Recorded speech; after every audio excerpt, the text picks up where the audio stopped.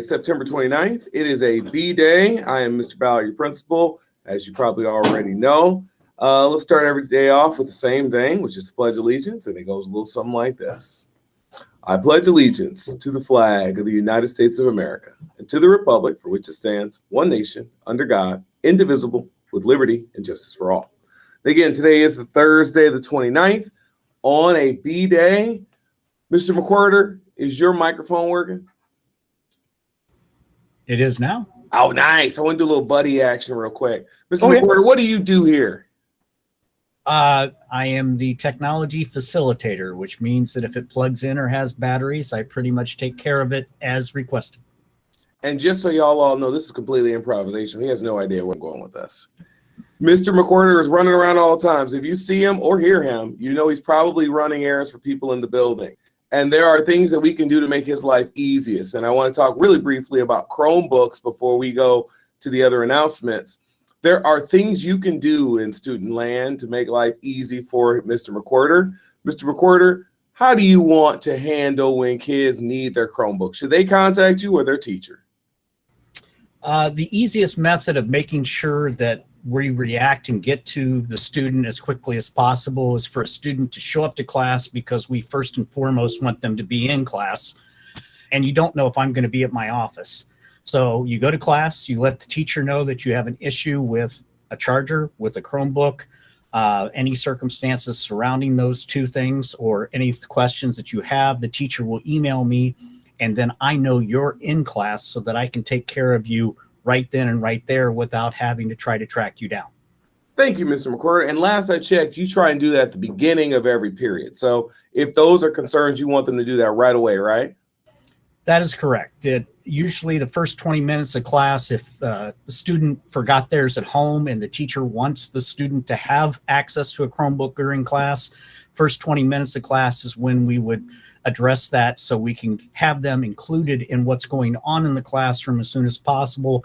Plus, then this way I'm not making multiple trips during the period. I can do everything at the beginning of class, get that done and out of the way. The student then would leave that at that class, because we don't know what other classes the student may or may not need a Chromebook the remainder of the day. So if they're going to lunch, if they're going to gym class and maybe not needing the Chromebook, this way we can go ahead and bring those back and take care of other students for the next block to be able to give them loaners, as well as we clean devices between every use because of the COVID and flu season. Perfect. Thank you very much. The last thing I always like to remind people of is we also try to give every single teacher a charger in their room. That means that charger stays in that room. You don't need to contact anybody for an additional charger. And so that way, as long as you guys honor that system and you do what we expect from you, and you leave it with the teacher at the end of the class, the next class will have a charger too. Those are the two biggest things students can do to help this man out. And he works extremely hard to reach out for all you guys every day.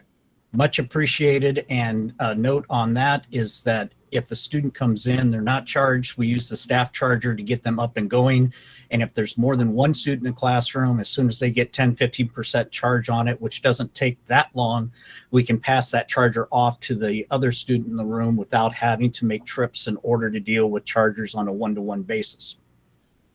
Thank you. And that normally, and 15% charge will get you halfway through the day.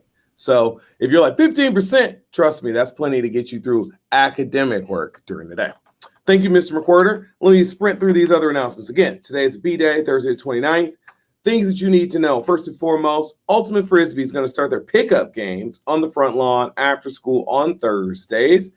That'll be at 3:15. And there's room for anybody, even if you have never played before. Last year, they even had a staff-student game. That was pretty awesome. Are we doing that again, Mr. Nell? Doing a staff-student game?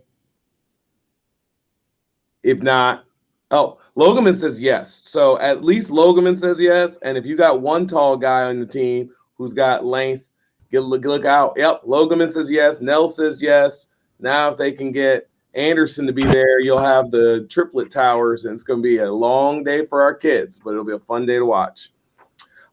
Spring break is still going to be having their Guatemala service trip. And if you're interested in going, October 5th, we'll be having a meeting in Senor Burke's room 132 at 5:30. You'll need to bring your parents, ask your questions, and has the potential to change your life. Women's wrestling will be starting up this year. Washington's High School is very, very, very excited to have a women's wrestling team this year. Girls will only be on the wrestling team, and they'll be wrestling against other ladies. And it'll be separate from the boys program. If you're interested in joining, please stop by the activities office before the end of the day on Friday so we can get your name on the sign-up list so we can get additional information. The season's going to start on October 31st. And we're starting off pretty gradually because we want this program to build. So we're kind of sharing it among schools. So we want you to be one of our trailblazers and pioneers in this brand new tradition that Washington High School is going to have. On October 2nd, we're still having that science field trip to the quarry. Students will be visiting the quarry floor, collecting rocks and fossils and checking out exhibits. And if you're interested in going, you can still talk to teachers in room 138 or 225 for more information. Parking tags have been out. Tickets start tomorrow, probably. I know they'll definitely be in action by Monday, so make sure you are parking with a hanger. Attention all of the 12th graders, MVP mentoring. We talked about it yesterday. Really want all of you to consider doing it. Again, this is Mentors Against Violence Prevention. This is our way, or in violence prevention. We're not against violence prevention. The MVP is our way to try and do some things to keep our schools safe.